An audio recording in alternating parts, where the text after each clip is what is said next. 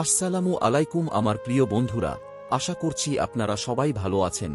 বন্ধুরা, আজকের ভিডিওতে আমরা মানুষ এমন কি কাজ করলে মহান আল্লাহ তাআলা ওনার বান্দাকে অভিশাপ দিয়ে থাকেন এই বিষয়ে জানার চেষ্টা করব ইনশাআল্লাহ। ইসলাম শান্তি ও পূর্ণতার জীবন ব্যবস্থা। হাদিসে পাকে ইসলামের অনুসারী হওয়া সত্ত্বেও আল্লাহ তাআলা 4 শ্রেণীর লোকের ওপর অভিশাপ করে থাকেন।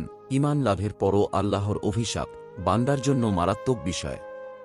হাদিসে পাকে মানুষদেরকে সেসব কাজ থেকে বিরত থাকার নির্দেশ গুরুত্ব সহকারে দেওয়া হয়েছে। হযরত আবু তোফায়েল হযরত আলী রাদিয়াল্লাহু আনহুর কাছে জানতে চাইলেন, রাসূলুল্লাহ সাল্লাল্লাহু আলাইহি ওয়াসাল্লাম তাকে কোনো ব্যাপারে বিশেষ কোনো কিছু বলেছেন কিনা যা সাধারণভাবে সবাইকে বলেননি।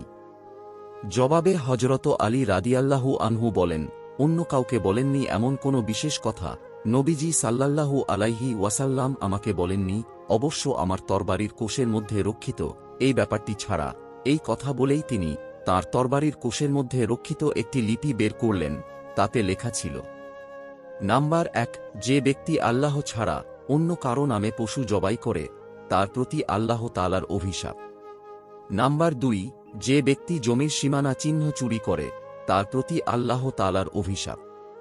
নাম্বার 3, যে ব্যক্তি তার পিতামাতার প্রতি অভিসম্পাত করে তার প্রতি আল্লাহ তাআলার অভিশাপ।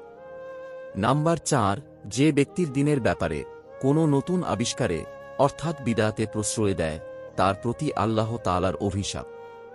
আদাবুল মুফরাদ, মুসলিম, মুসনাদে আহমদ, ফতুহুল বারীর হাদিস। হাদিসে ঘোষিত আল্লাহ তাআলাকে ছাড়া অন্য কারো নামে পশু জবাই করা, অন্যায়ভাবে কারো জমিনের সীমানা নিশ্চিহ্ন করা বা বেদখল দেওয়া, পিতামাতার জন্য অভিশাপ দেওয়া এবং দ্বীন ও ইসলামের নতুন আবিষ্কার করা বা নতুন সৃষ্টিতে সহযোগিতা করা মারাত্মক অপরাধ, যাতে আল্লাহ তাআলা তাঁর প্রিয় সৃষ্টি মানুষকে অভিসম্পাত করেছেন। তো আমাদের সকলের এই বিষয়গুলো থেকে বিরত থাকা উচিত, উম্মাতে মুহাম্মাদীর ঈমানের একান্ত দাবি। আমরা অনেকেই পিতামাতার সঙ্গে ইচ্ছায় অনিচ্ছায় অন্যায় করে থাকি, তাদের প্রতি অসন্তোষ বা খারাপ ধারণা করে থাকি, এমনটি মারাত্মক অপরাধ।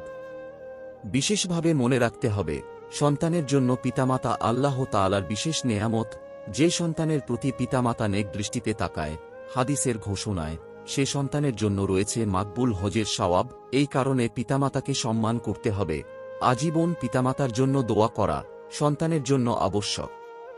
হে মহান আল্লাহ তাআলা, আপনি সকল মুসলিম উম্মাহকে হাদিসে ঘোষিত এই 4টি কাজ থেকে হেফাজতে রাখুন।